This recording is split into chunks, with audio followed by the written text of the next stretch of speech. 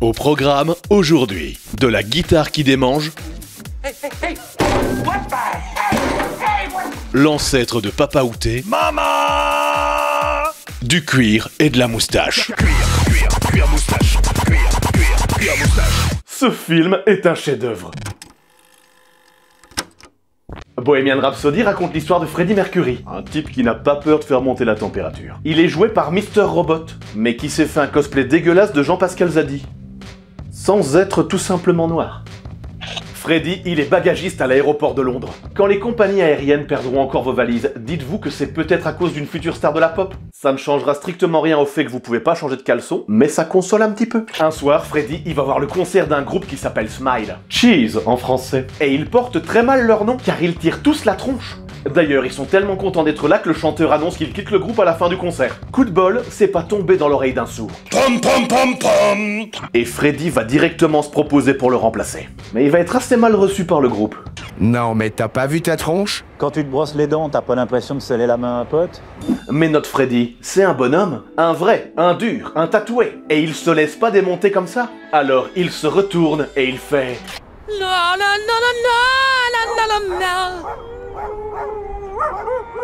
Et le groupe, il est complètement sur le cul. Tu m'étonnes. Alors il l'engage sur le champ. Ouais, enfin, je veux dire qu'il l'engage tout de suite. Pas qu'ils vont l'envoyer sur un tracteur ramasser des patates. Je sais pas si je suis clair. Quelques semaines plus tard, c'est leur premier concert ensemble. Et on peut dire que leur public, il est pas gagné d'avance. Et pour nous montrer qu'ils sont bien méchants, ils s'expriment comme des blaireaux sur internet. Mais avant que ce ne soit à la mode. Bonjour, on vous présente notre nouveau chanteur. Il est moche. Vendez-nous l'ancien. On l'aime pas. Rentre chez toi, ta mère a fait des gaufres. Tu es mon enfant. Ouais, chanteur.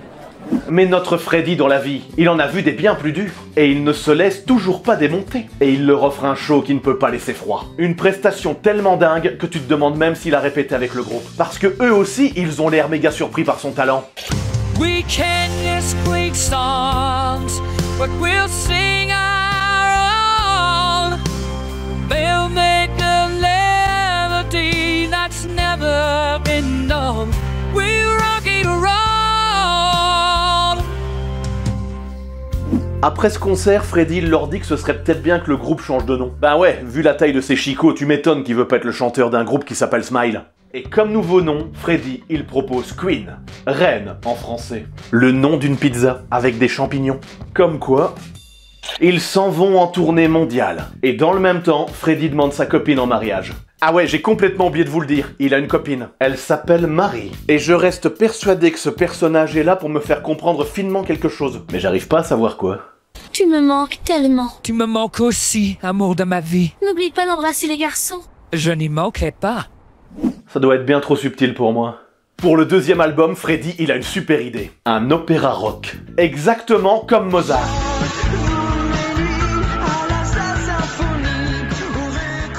En mieux, évidemment. Alors, il bosse à mort sur son deuxième album. Il est à fond dedans. Mais un soir, pendant qu'il travaille, Paul, son assistant, essaie de l'embrasser. Mais notre Freddie, il se laisse pas faire et il le met en garde. Oh là, doucement mon ami, je ne mange pas de ce pain-là. Ce qui est très bizarre parce que j'avoue que tout me laisse à penser qu'il pourrait être... Non, c'est Marie l'amour de ma vie. Ah mais oui, c'est vrai. Ils présentent alors leur deuxième album au producteur. Mais celui-ci, il déteste la chanson Bohemian Rhapsody, ce qui crée une ironie dramatique. Nous, on sait que ce morceau va être un tube, parce que c'est le titre du film. Et notre producteur dira, je cite, « Ce n'est pas le genre de musique que les jeunes écoutent à fond en bagnole en secouant la tête. » Et c'est super drôle parce que l'acteur qui dit ça, c'est celui qui faisait ça. Tout est connecté. Vous avouerez que c'est super drôle. Non. Je savais pas que t'étais là. Je fais que passer, fais pas attention à moi. Ok.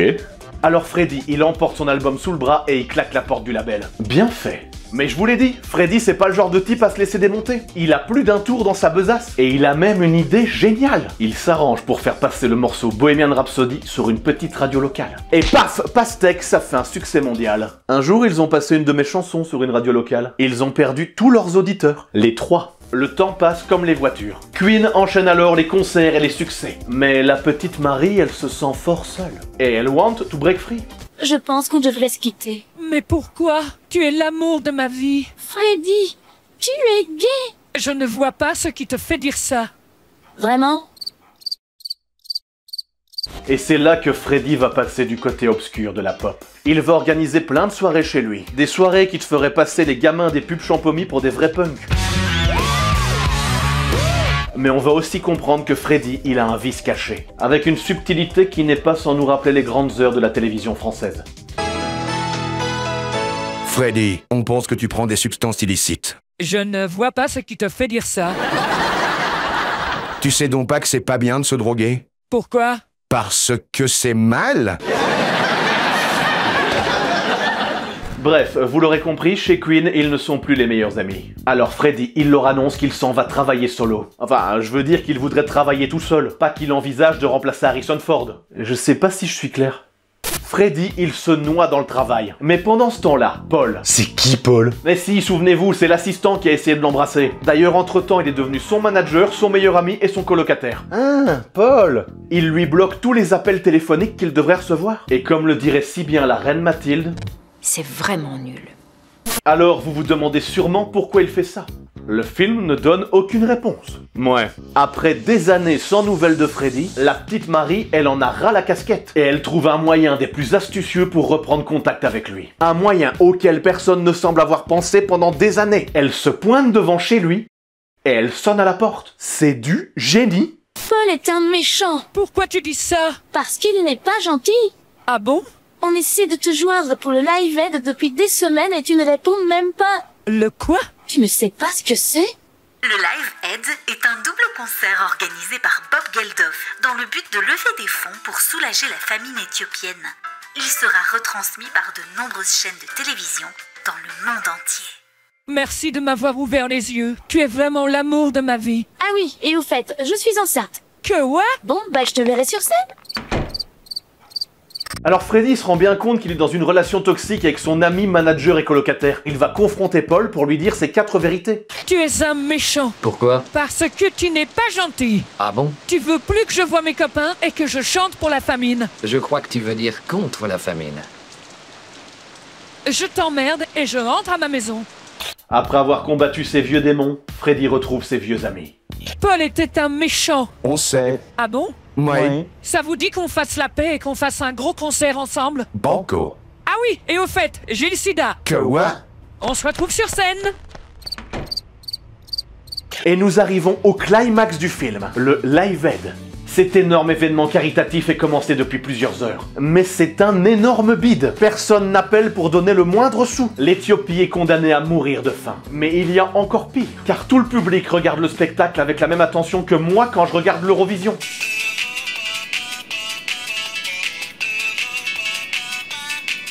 Et pourtant, on peut pas dire que ce sont des demi-tranches de jambon qui passent sur scène. Que des invités de marque. Enfin, je veux dire des gens célèbres, pas juste les copains d'un type qui s'appellerait Marc.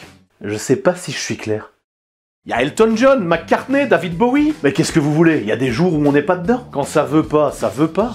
C'est tellement foireux que l'organisateur, il a 2 doigts de dire « Bon bah les gars, autant pour moi, c'était une bonne idée de merde, on remballe. » Mais non, parce que le spectacle doit continuer. Et c'est justement au groupe Queen de monter sur scène. Freddy pose délicatement ses mains sur le piano. Et il nous joue l'intro de Bohemian Rhapsody.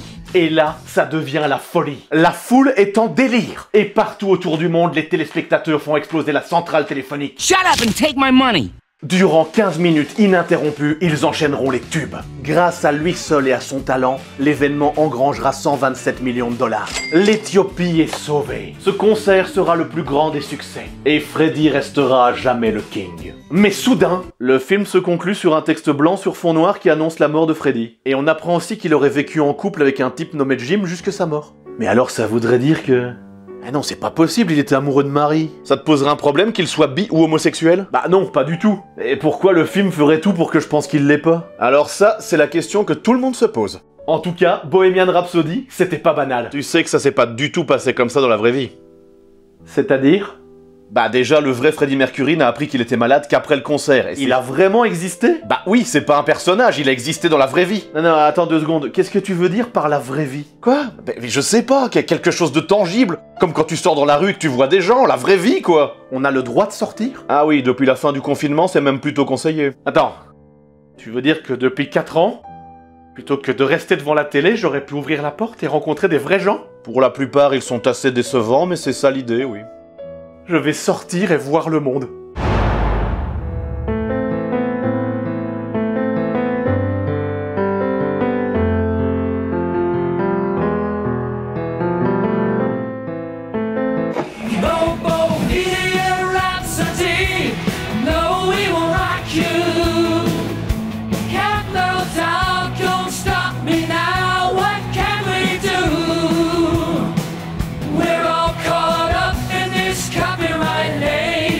It's like a bad dream that never fades.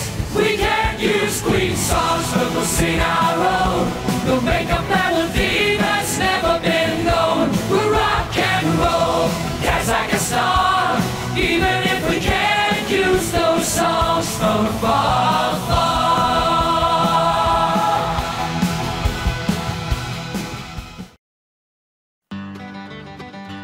Hey mon ami, t'aimes ça manger des pétates? Ben Uncle Tom, il y a un super patente pour toi qui aime beaucoup les pétates. Le Willy Waller 2006.